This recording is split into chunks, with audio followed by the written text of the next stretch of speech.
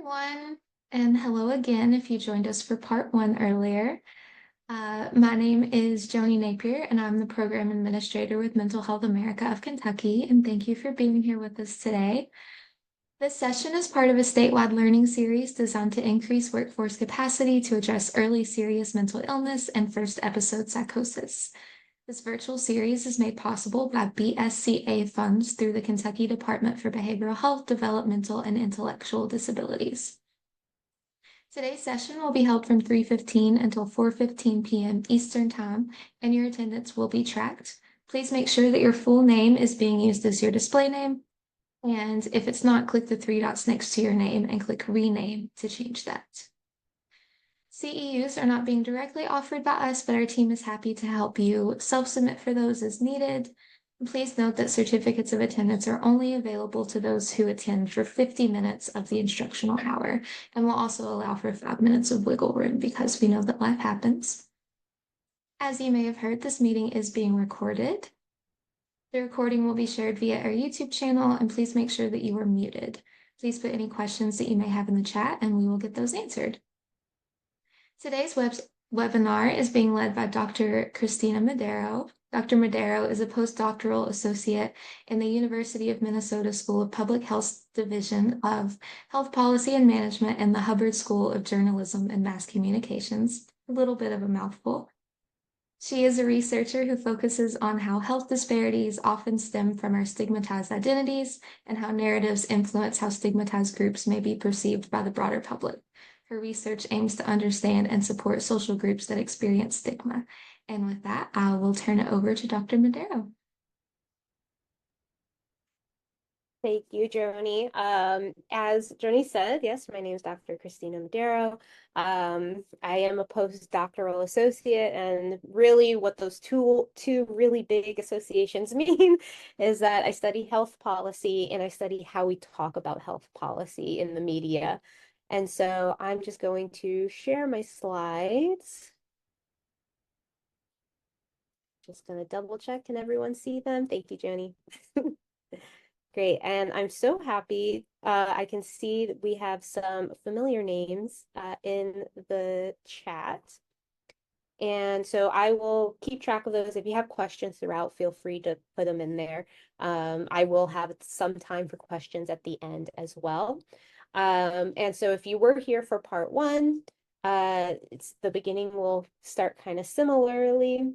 That before I start talking about health and stigma and the media, I first want to take a moment to acknowledge the land that we are all on, the native land that we are all on. I'm currently in Omaha, Nebraska, so if everyone can take a moment to look at this map, identify where you are geographically, and acknowledge the native land on which we stand.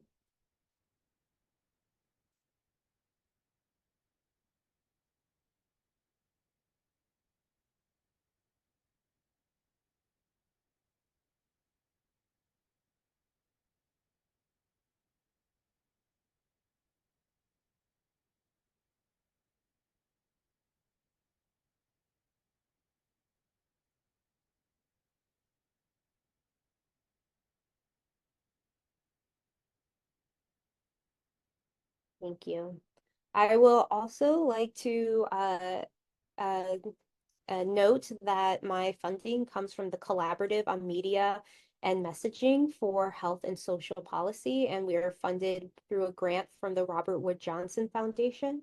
If you are interested in some of the work I present today, as well as some of the other research that we might be doing, I will have a QR code to subscribe to our newsletter, and you can stay up to date on the work that we are doing. So I like to start things off with an activity and make people feel like we can have a conversation rather than me just lecturing at you. So this is one of my favorite activities that I like to do. It's called the Identity Pie Chart. And I would like to give just a few minutes, we'll say 5 to 10 minutes for you all to list 5 to 10 social groups that you belong to. So things that you identify as, and then draw a circle. And just like a pie chart, designate what percentage each identity represents you.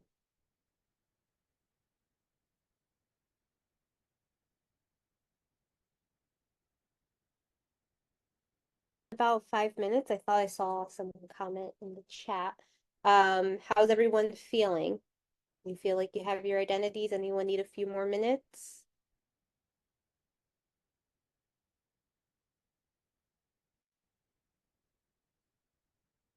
Okay.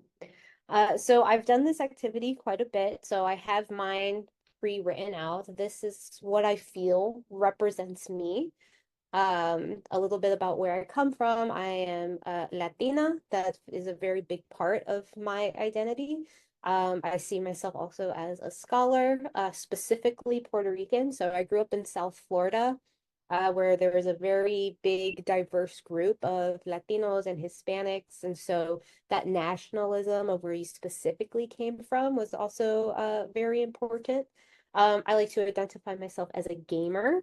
I like playing video games and board games. I am also a wife, a mother, and I'm in my 30s, which I feel like has its own identity and connotations that come with that. Kelly has shared. Thank you, Kelly.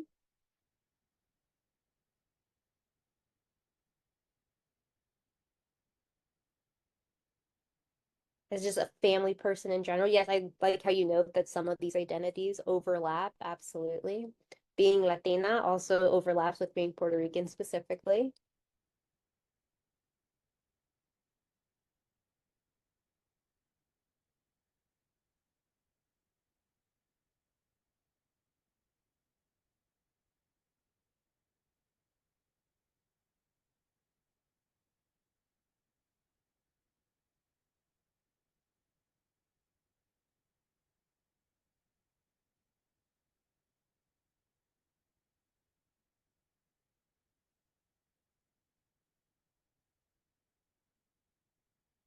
Is there anyone else who'd like to share?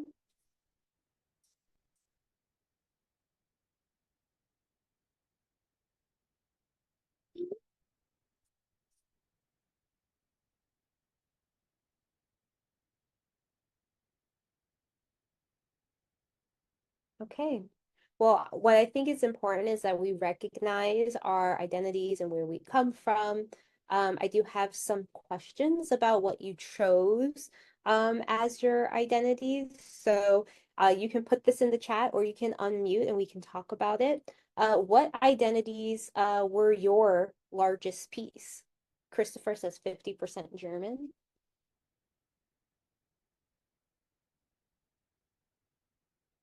Jasmine, thank you for sharing. Sorry, wrong button. I meant to put more, but I accidentally pressed the wrong button. Oh, no worries, no worries.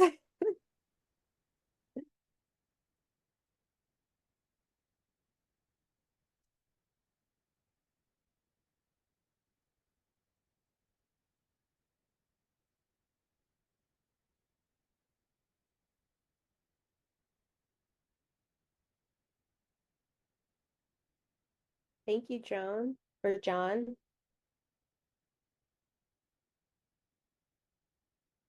Now, oftentimes when I do this exercise, we what we tend to see is how our largest, and this is kind of reflective of the first part. I'm wondering, how are your largest identities portrayed in the media?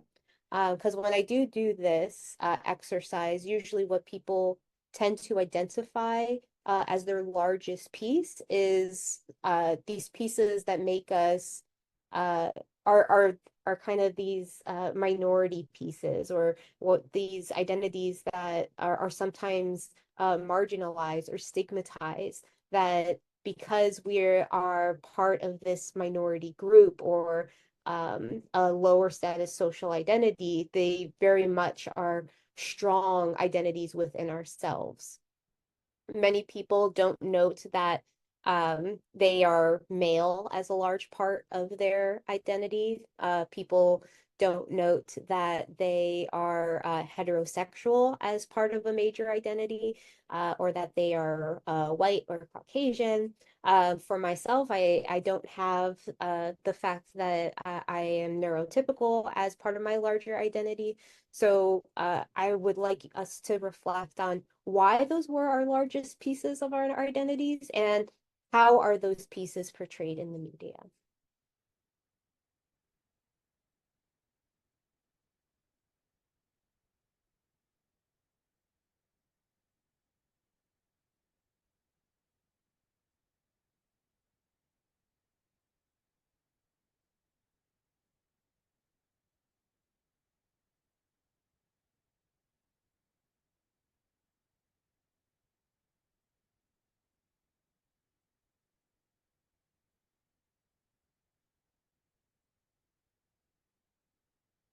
So Sarah says, largest for me are family roles, mom, wife, daughter, and professional. Absolutely.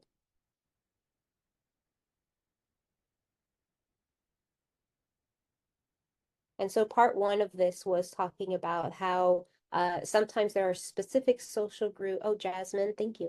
I feel that learning to accept that you fit into a non-dominant group allows you to gain community in the face of oppression. Thank you, Jasmine. That's very well said.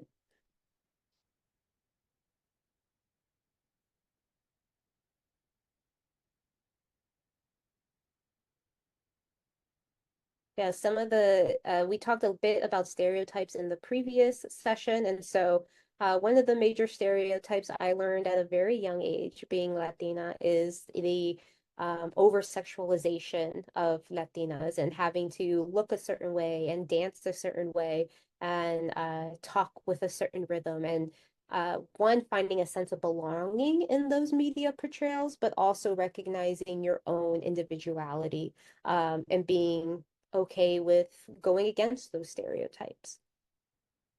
Christopher shares, my largest for me were role model, professional, heritage, and being the advocate for my youth.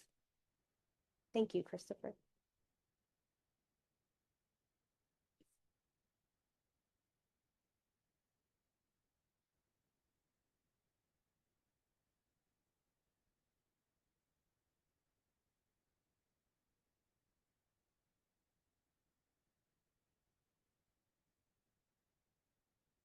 And the reason why I want to talk about identity is because we've talked a lot about health disparities and stigma, and how stigma perpetuates health disparities, as well as how media and the narratives within the media can perpetuate stigma and health disparities.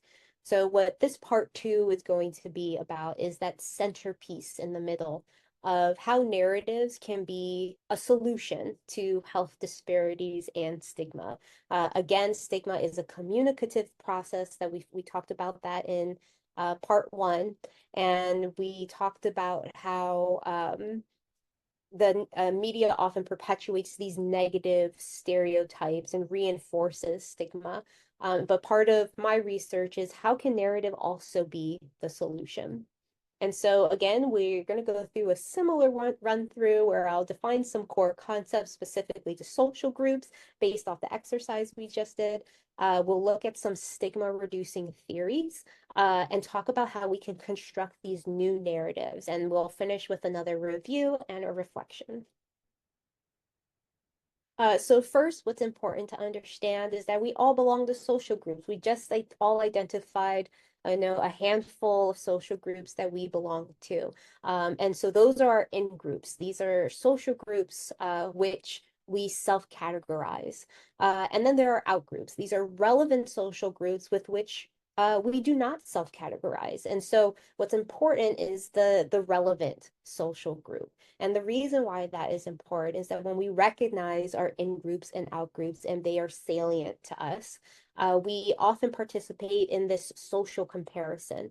And so this occurs when there is a shared attribute between your in-group and a relevant out-group. So for example, one of my largest portions of my chart was being Latina. I might compare myself to other racial and ethnic groups rather than comparing that specific part of myself to someone who is a really strong athlete, right? So being Latina versus, the social group of athletes, there isn't that direct comparison or need for social comparison. Now, when there is a lot of social comparison between social groups, and those social groups would exist in a vacuum of power, such as in healthcare systems, people start to develop positive and negative attributes to those social groups. So if you belong to a social group that is generally perceived as positive, we can often call these high status social groups. These individuals tend to have high self-esteem within their group. There tends to be unconscious favoritism as well as discrimination against the outgroup. And so a lot of the times we don't recognize these positive social identities because they've become the norm to us. They haven't been seen as different. So again, those social groups that you might belong to that are high status but didn't quite make it on your pie chart as social group, as defining who you are, I would like for you to, as throughout this presentation, to think about why they didn't make it on that pie chart. And then there are negative connotations that we have with certain social groups. And when there is those negative connotations, we see some social mobility, social creativity, and social competition occur within social groups that tend to be perceived as negative. These are the stigmatized social groups, or low status social groups. So social mobility, this can be defined as types of concealment as well as disassociation. So there are certain social identities that can be concealed. We can hide certain aspects of ourselves. In the previous session, we talked about how there are marks among stigmatized groups, but sometimes those marks are not visible. And so people belonging to those social groups may try to conceal them. There's also disassociation, where people make the active choice to try and remove themselves from that social group. It's this idea of, oh, I'm not like them. I'm not like the other people that you might be associating me with. There's also social creativity. This is when individuals try to take a more positive spin on those negative attributes. So you see movements like Take Pride in Mental Health. Also, Black is Beautiful is another campaign where people try to put a positive spin on attributes belonging to their social group that are often deemed negative. We can also participate in other group comparisons. This has been particularly helpful in systems that try to reinforce racism. So tiered system based on race and ethnicity. So for example, apartheid South Africa did this very strategically, where they created the white European high status power group. And on the bottom rung, they place Black African groups, or Afrikaans. And then in the middle, they had a classification of colored individuals. So these were individuals that did not quite classify into the top rung or bottom rung of the social ladder artificially created by apartheid. But by creating that middle group, it kind of creates a division where people in the colored group can say, well, at least I'm not on the bottom rung. It reinforces that negative, the negative stigmatizing associations. So social comparison is natural, but within systems of power, when we see stigma get involved, it becomes severe, reinforces stigmatization. And finally, people might start to participate in social competition. Again, when people are associated with these negative attributes, or their social groups are associated with negative attributes, those social groups may begin to advocate against power imbalances. And that's when you get protests and rallies and individuals trying to bring to light that these negative attributes, one, are not negative, and that we do belong, try to destigmatize these social groups in order to remove the social comparison and redefine what we consider as our in-group and out-group. So with that understanding, those three types, social creativity and social competition, those are kind of in-group interactions and attitudes that occur. There's also contact theory. This is intergroup interactions. So Allport put this forth in 1954. It's a very seminal piece of work where he put forth that when you have two social groups, one of high status and low status, you can change the way they interact by creating equal status, making sure that the two groups have a common goal, that there's intergroup cooperation. They have to work together in order to move forward, and there is support from authority. So again, a lot of this is often applied to racial and ethnic minorities, where we look at racist systems and how that racism started to change. If we wanted to change the way people perceived Black African Americans in the United States, they would do experiments creating equal status among individuals to see how they would work together, support from authorities like government systems to see how that changed the way the high status group perceived the low status group. Now, in communication, we have something called mediated intergroup contact. This is the simulated contact with an outgroup through various forms of media. So when applying it to individuals with a mental health condition, you are exposed to a character who is neurodivergent. You can think of films like Rain Man or A Beautiful Mind. And through character engagement, being engrossed in the world of the character and coming to understand the character's perspective, audiences are expected to empathize with the character and have a better understanding of their experiences and how they navigate the world. And through that empathizing and deeper understanding and what's mediated contact, it is expected that there is a reduce in stigmatizing attitudes as well as stigmatizing behavioral intentions. And so this idea of contact theory, where you have a narrative where you can control the equal status, you create this equal status by understanding the character's perspective. And because you understand the character's perspective, you want that character to succeed. That creates this artificial goal. And so you're watching the character go through their experience, and you're forced to have this intergroup cooperation. You're rooting for them. You're thinking about ways that they could succeed by the end of the story, because we always want our heroes to succeed at the end of the story. And so the authority really is the author writing these stories and presenting these stories to us, that we should be empathizing with these characters and more broadly, the social groups that these characters represent.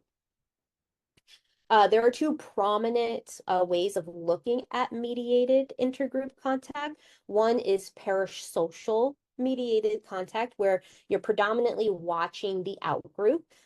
So this is an image from It's Kind of a Funny Story, where a young man checks himself into a facility because he's having suicidal ideations, and you watch his experience going through this mental health condition.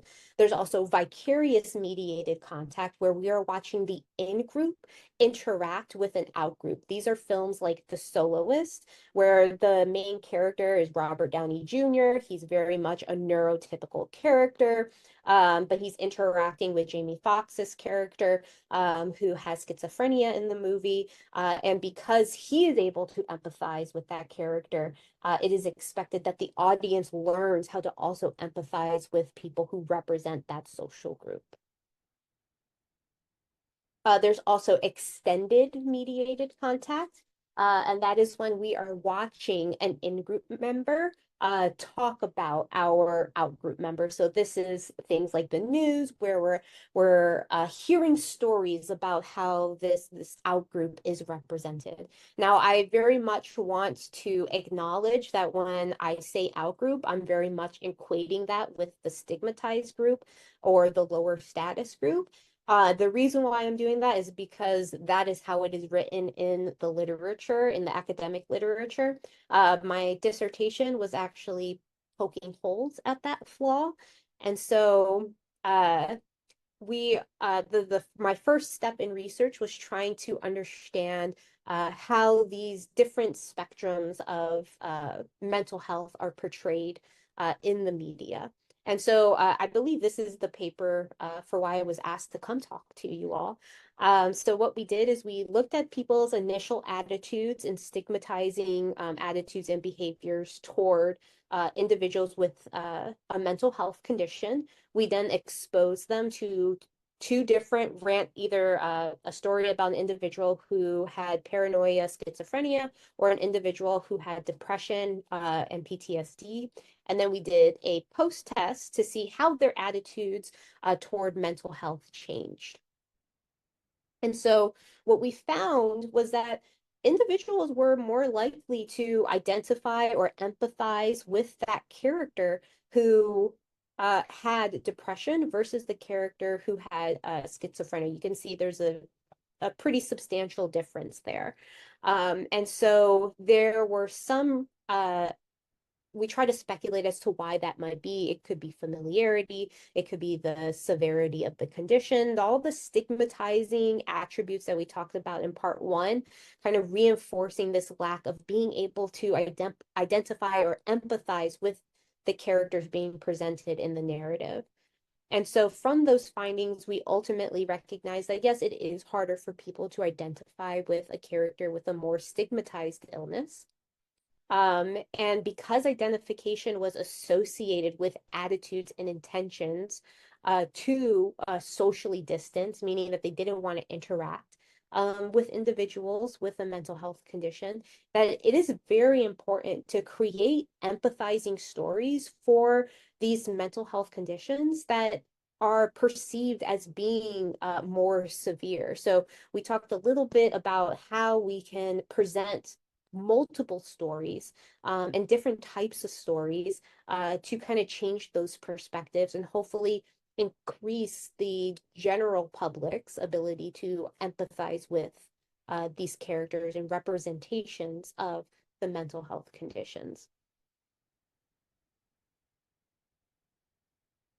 So that leaves us with the question, how may we increase identification with a character who has a mental illness? And so ultimately, as a quick review, we can present an empathetic story. We can present the stories on a spectrum. And we have to present that spectrum from different perspectives. So I noted that so far I've talked about in-groups and out-groups as in-group equating to this high-status group and out-group equating to the stigmatized group. And so I really wanted to understand this spectrum of different in-group and out-group representations in my dissertation, as well as start to understand who is the out-group, for who does this out-group exist.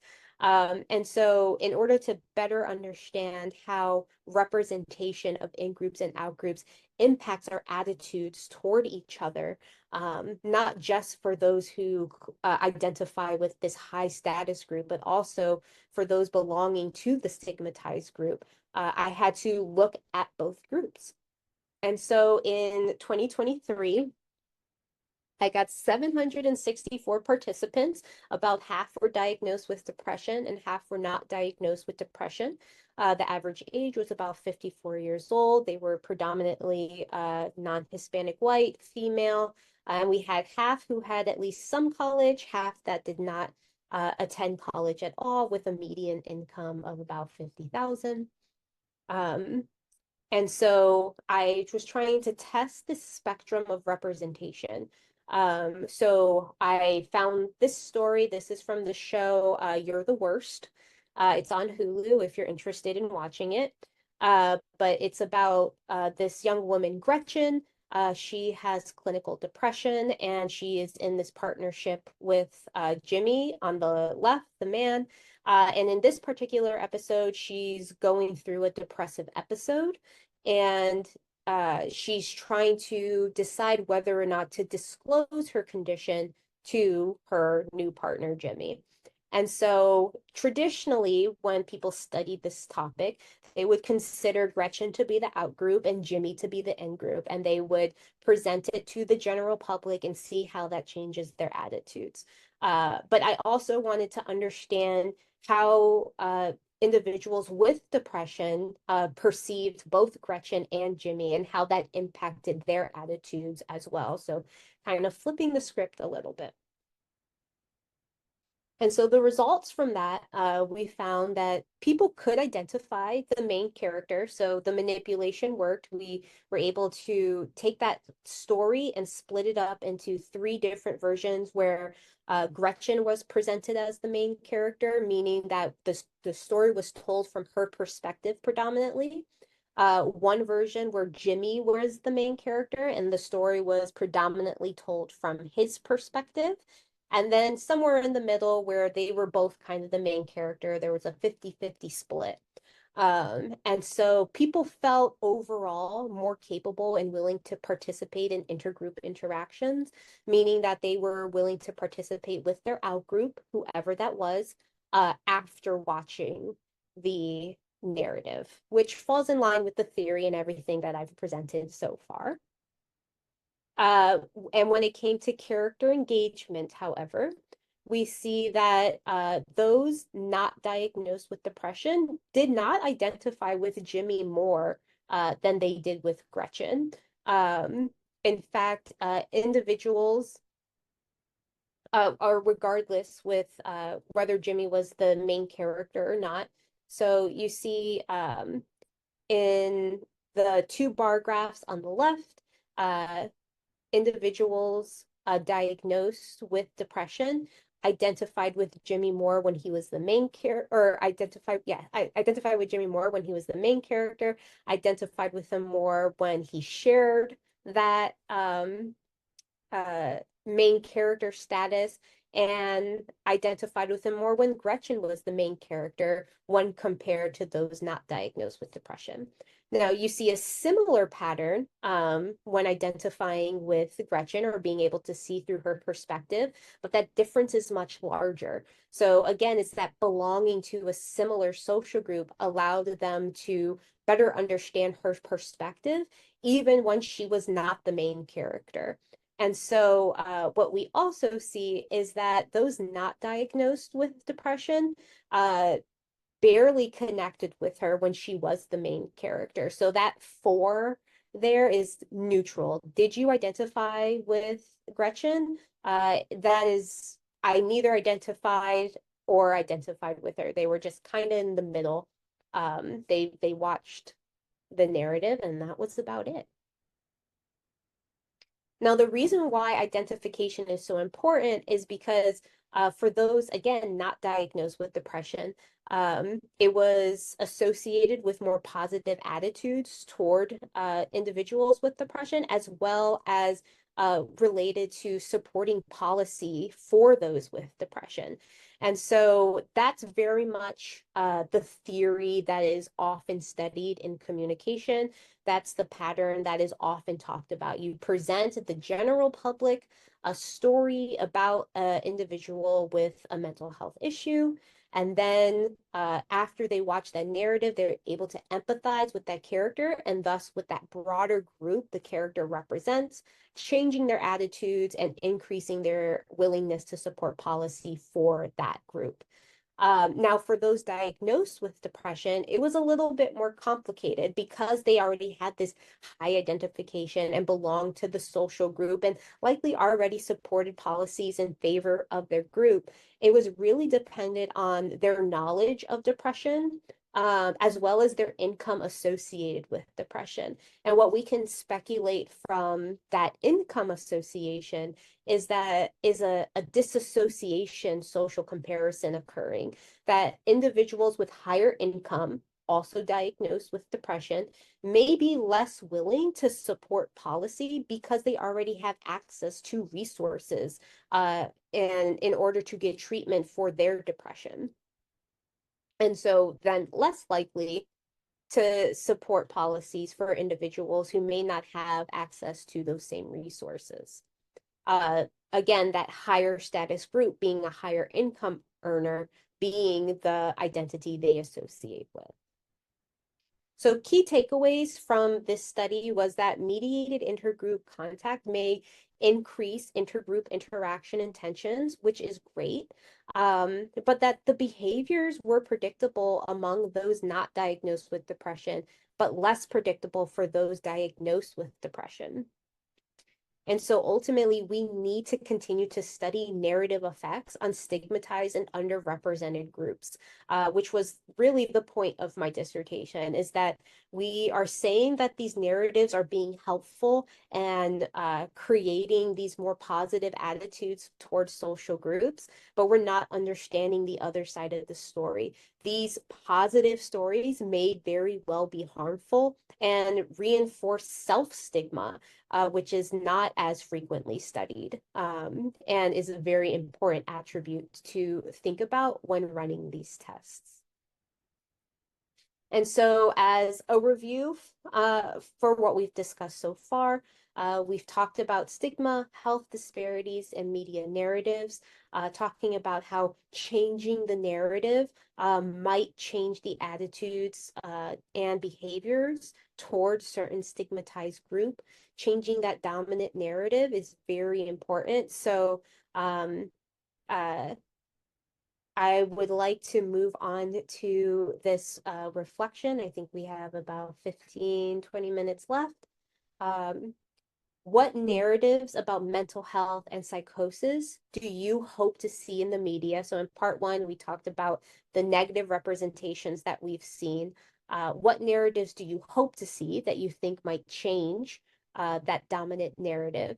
And then I would like you to think how you might personally work toward changing that narrative. My understanding is that many of you work with individuals who have mental health conditions. And so you have this unique access to the group and this unique ability to amplify their voices. So I'm wondering how you might work toward changing the narrative.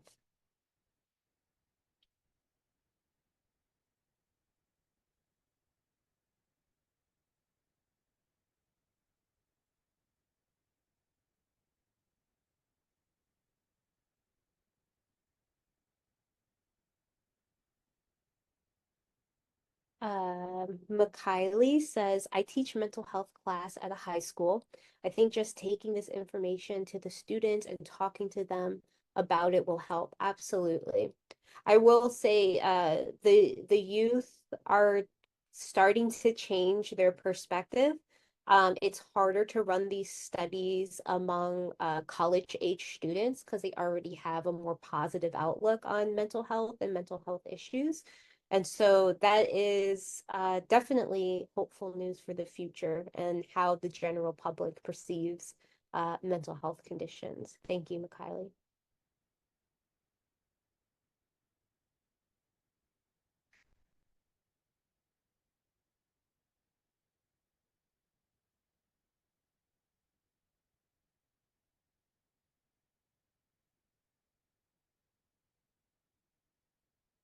Kelly says, as a provider, helps clients identify stigmatizing attitudes they internalize.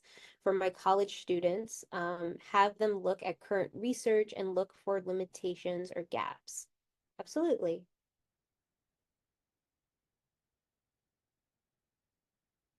Yeah, so those internalized attitudes, those really start to think about self-stigma. And so self-stigma is essentially endorsed negative attitudes when you believe that those negative attributes of your group are true. And that's oftentimes where concealment and disassociation begins to happen.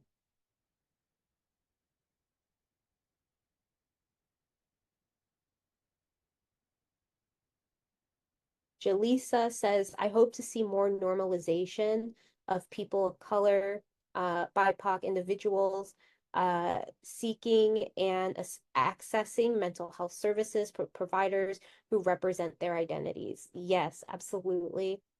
Yes, as one of my identities is mother, and so we have worked very hard to make sure that her physicians are representative of her social and ethnic groups, because when you have a provider who also belongs to that in-group, they tend to better understand your perspective. And she continues, this is done through providing folks with resources that can meet this need. Absolutely.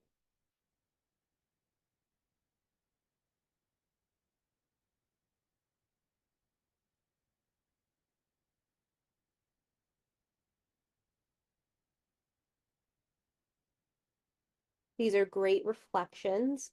I'm wondering, when it comes to providing the resource, particularly Jaleesa, there are just some areas where the resources are not available.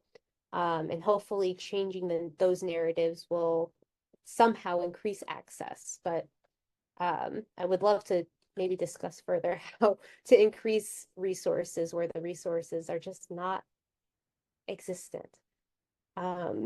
So again, as a quick review, we've talked about stigma and health disparities, as well as media and narratives. And we've talked about how, in part one, we talked about how media can often reinforce those stigmatizing attitudes and behaviors, but also how it could potentially be a solution by presenting positive images and positive stories of stigmatized groups, how we can present a spectrum of different experiences of people belonging to those stigmatized groups. And then also the importance of making sure that these messages and narratives that we're putting out are accurately representing those social groups by asking those social groups what they think of the messages or directly getting the stories from them. And so I hope these provide some solutions. If you have any clarification questions, I'm happy to answer those now. Again, this is the QR code from the work that I am currently doing. So if you want to learn more about communication and how we communicate about health issues is important, please subscribe to our newsletter from the Collaborative on Media and Messaging. And I'm happy to take questions now. Feel free to unmute, or you can put your question in the chat.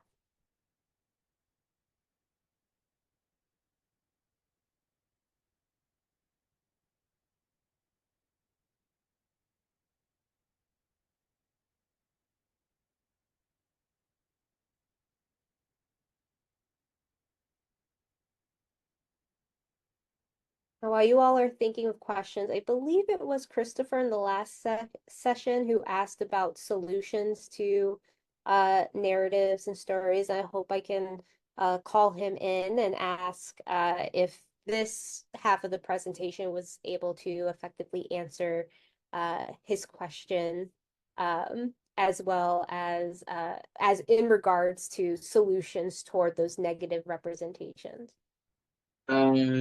If I may say, yes, it did, because now I'm able to have access to tools to be able to help my youth members and provide a little bit of outreach to them and use the knowledge given to me through this presentation. Thank you, Christopher. Yes.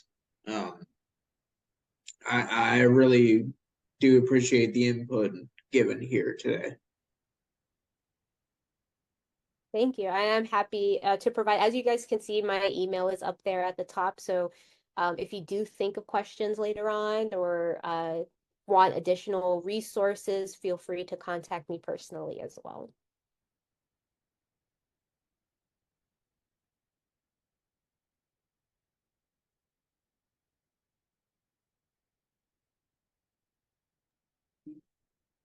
Dr. Medero, while we're waiting for those last minute questions to roll in, I'm going to go ahead and drop a link to our post survey in the chat box.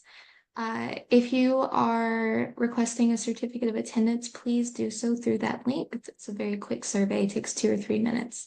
I also want to remind everyone that this live training will be uploaded to our YouTube channel. That usually takes a couple weeks turnaround time, and you'll receive a link to that as well in an email whenever that's available. And you also get a link to the post survey here in a day or two. So if you lose it today, don't panic.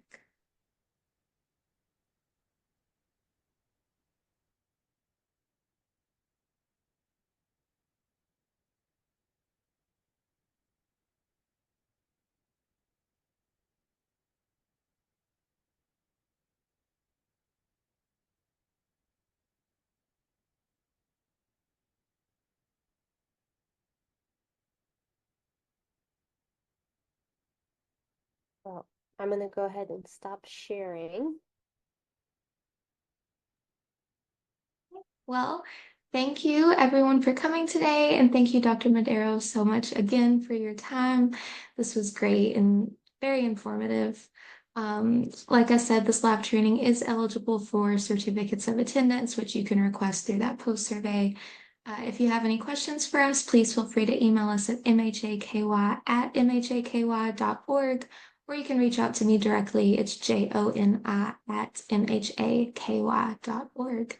And so if nobody has any other questions, I'll go ahead and stop recording and we can get wrapped up.